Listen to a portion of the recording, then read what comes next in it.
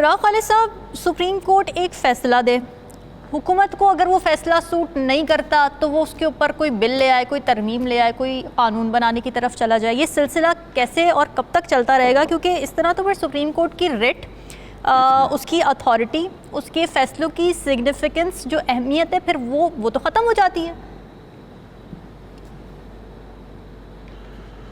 देखिए, एक तो मैं डेमोक्रेसी पे बात कर दूं छोटी सी। जी ज़रूर। 2017 में दो प्रोफेसर थे अमेरिका के, उन्होंने एक रिसर्च की थी काफ़ी 5 साल लगा के। 2017 में उन्होंने रिपोर्ट दी थी, 15 या 17 में दी थी रिपोर्ट। अच्छा। उसमें जो अमेरिका के अंदर जो ओवरवेलमिंग मेजॉरिटी थी 66%, वो डेमोक्रेसी के खिलाफ थी। वो कहते थे मार्शल्ला होना चाहिए, एक बंदे की हुकूमत होनी चाहिए। अच्छा। ताकि लोगों को कुछ कंपनसेशन मिले। जिन्होंने डेमोक्रेसी की हमायत भी की, को 12% लोग थे, उन्होंने भी बड़ी मशरूत हमायत की कि ये चीज़ें हों तो फिर हम डेमोक्रेसी को सपोर्ट करते हैं। तो डेमोक्रेसी के बेनिफिट जो लोग ले रहे हैं वो खुद बहुत तंग है उस डेमोक्रेसी के प्रोसेस से, और जो चीज़ें उसमें होती हैं, और जिस तरह से चीज़ों को सियासी इशू बना दिया जाता है, नॉन पॉलिटिकल इश्यूज को। ये इसमें जैसे हुआ, सुप्रीम कोर्ट का जो एक जजमेंट है, it's pure legal and constitutional thing, ठीक है। उन्होंने एक फैसला किया, सुप्रीम कोर्ट के सामने एक आई चीज़, उसमें पूरी कोर्ट ने ये डिसाइड किया कि एक डिसीजन हुआ था जनवरी में बल्ले के निशान का, जिसकी इंटरप्रिटेशन इलेक्शन कमीशन ने गलत की है, और वो इंटरप्रिटेशन इलेक्शन होने से बहुत पहले उन्होंने गलत कर दी। ठीक। उसकी बुनियाद पे जितने स्टेप्स लिए इलेक्शन कमीशन ने, जिसमें नॉमिनेशन पेपर की फाइलिंग थी, उसमें पीटीआई को जमात ना समझना, उनके पेपर एक्सेप्ट ना करना, आरओज़ को डायरेक्शन दे दी गई, उनको निशान तो नहीं मिलना था, लेकिन बाकी प्रोसेस सारा उनका वो उन्होंने नल एंड वाइड कर दिया कि आप ये नहीं कर सकते, ये नहीं कर सकते, ये नहीं कर सकते। ठीक है। अब जब वो एब इनिशियो ख़त्म कर दिया सुप्रीम कोर्ट ने कि ये प्रोसेस आपने गलत इंटरप्रिटेशन की है, तो जिस दिन से आपने की है गलत इंटरप्रिटेशन, ये सारा प्रोसेस जो आपने किया गलत किया है, तो हम वहाँ पे वापस चले जाएंगे। अब जब हम वहाँ पे वापस जाते हैं इलेक्शन से पहले, तो दो सूरतें थी सुप्रीम कोर्ट के पास, दो ऑर्डर कर सकते थे। एक जो उन्होंने किया कि इसको तसव्वुर किया जाए कि ये नॉमिनेशन पेपर फाइल कर रहे हैं और अपनी पार्टी एफिलिएशन जाहिर कर रहे हैं, उस स्टेज पे उन्होंने उसको सुप्रीम कोर्ट ने रिजॉल्व किया जाके कि इनके वो कागज़ उस पोजीशन से एक्सेप्ट किया जाए पार्टी की एफिलिएशन के हवाले से। दूसरी ये हो सकती थी कि ये प्रोसेस बड़ा अनकॉन्स्टिट्यूशनल था, अनलॉफुल था, वायरस के अगेंस्ट था कॉन्स्टिट्यूशन की, और उसको पूरे इलेक्शन को नल एंड वाइड करार दे सकते थे। वो इस एक्सट्रीम तक नहीं गए, उन्होंने सोल्यूशन निकाला, उन्होंने कहा कि बेहतर तरीके से इसको हल किया जाए। तो उसको अगर कोई मानने को तैयार नहीं है, तो इसका मतलब है कि उसकी नीयत में बहुत शदीद फतूर है, या तो वो ये चाहता है कि ये जो प्रोसेस सारा हुआ है इसको नल एंड वाइड करके सुप्रीम कोर्ट कहे कि जी बिल्कुल ही सारा कुछ गलत था और आप इलेक्शन दोबारा कराएं जाके, आपने हमारे फैसले को बिल्कुल गलत इंटरप्रेट किया है। पूरी अदालत जब कह रही है तो ये भी फैसला दे सकती है वो कि आपने गलत इलेक्शन कराए हैं, आपकी बुनियाद ही गलत थी उसकी सारी, जिस प्रेमिस पे आपने एक पार्टी को बिल्कुल ही आउट करके बिठा दिया, तो वो दोबारा उस पर भी इलेक्शन पे भी कह सकते हैं। अब मसला ये है कि ये जो सारा इशू है रिजर्व सीट्स का, बेसिकली अभी तो रिजर्व सीट्स का ना, बाकी तो बाद में आएंगी चीज़ें, जब ट्रिब्यूनल के फैसले आएंगे बाकी चीज़ें होंगी। रिजर्व सीट्स के ऊपर जो आइन कहता है, एन आइन के मुताबिक PMLN, PPP और बाकी जमातों को उनकी सीटें मिल चुकी हैं, तो इनका क्या लेना देना है इस सारी चीज़ों से? सही बात है, कोई ताल्लुक बनता है इस चीज़ से इनका? बाकी जो सीटें हैं वो इनको मिल नहीं सकती किसी तरीके भी। ये आइन कहता है, कानून कहता है, भले ये आइन में जो मर्जी तरमीम ले आए, ये इनको नहीं मिल सकती, क्योंकि आइन की बड़े वाज़ेह शिक है कि किस तरह से उसकी प्रोपोर्शनल रिप्रेजेंटेशन पे हो रही है। अब ये जो ड्रामा कर रहे हैं बुनियादी तौर पे, ये जो लॉ लेके आ रहे हैं, उसमें नई चीज़ क्या है?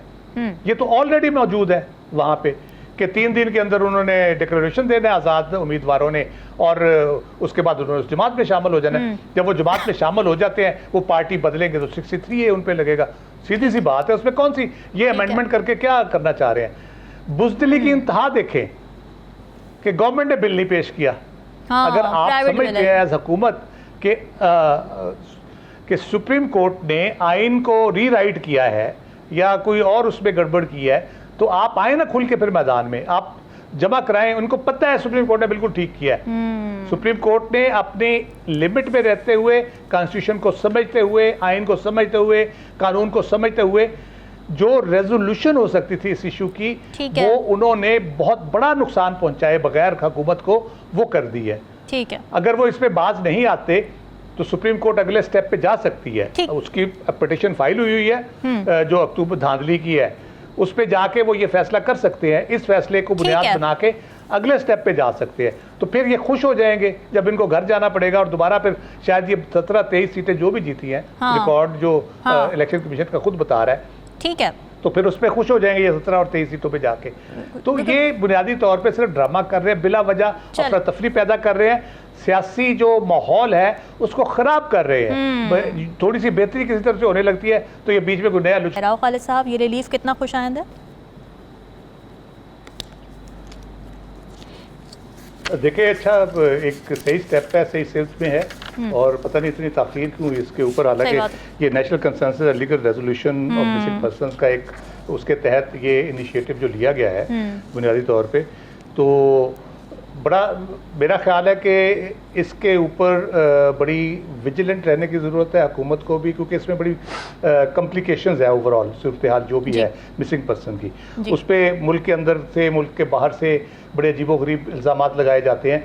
इसलिए स्टेट को वो रिस्पॉन्सिबिलिटी, हुकूमत को रिस्पॉन्सिबिलिटी एज जो कह ले कि जो कहते हैं रियासत माँ की तरह होती है, उससे तो ज़रूर लेनी चाहिए, लेकिन किसी भी ऐसे पर्सन के एक्ट को अननोटिस नहीं जाना चाहिए। अगर इस किस्म का पर्सन किसी भी हीनियस क्राइम में, किसी और चीज़ में मुलव्वस है या बाहर जाके किसी जगह पे कुछ कर रहा है, क्योंकि इसमें बहुत से मुख्तलिफ किस्म के हैं लोग, जिसमें कुछ लोग लापता हो गए, पता नहीं लांच में जा रहे थे, कहीं रह गए, क्या हुआ उनको, कुछ अपने किसी जज्बे के तहत किसी तरफ निकल गए, किसी दूसरे मुल्क में चले गए, या पाकिस्तान के अंदर कहीं रूपोश हो गए किसी अपने फैमिली की वजह से। बहुत से उसके पहलू हैं। उन सारे पहलुओं को मद्देनज़र रखते हुए मेरा ख्याल है ये बड़ा साहिब फैसला है कि क्योंकि ज़रूरी नहीं है कि एक बंदा जो एक्ट कर रहा है पूरी फैमिली को उसका पता हो, या वो जिम्मेदारी हो उसकी, या वो जिम्मेदार हो उस सारी चीज़ों की।